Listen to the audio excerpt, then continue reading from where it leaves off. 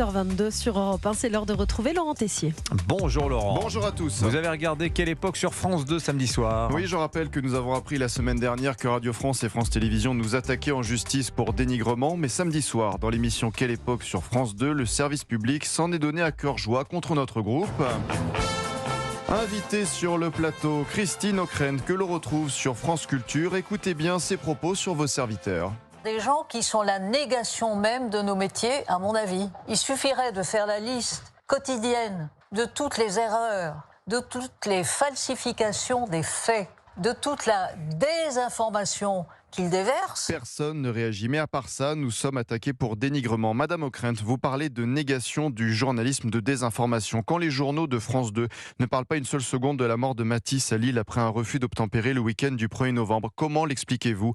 Madame Ockrent, pourquoi le dimanche 22 juin, la matinale de France Inter n'avait pas parlé une seule seconde des violences lors de la fête de la musique? Pourquoi?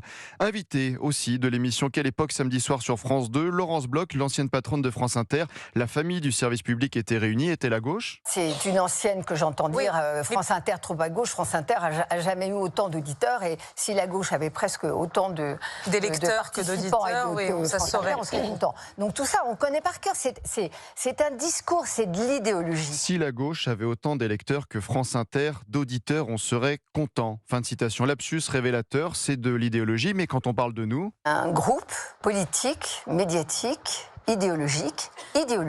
Madame Bloch, pourquoi selon vous le service public a autant invité l'économiste Gabriel Zucman? Pourquoi Thomas Legrand a-t-il déclaré devant deux responsables du PS: nous on fait ce qu'il faut pour Rachida Dati, Patrick et moi?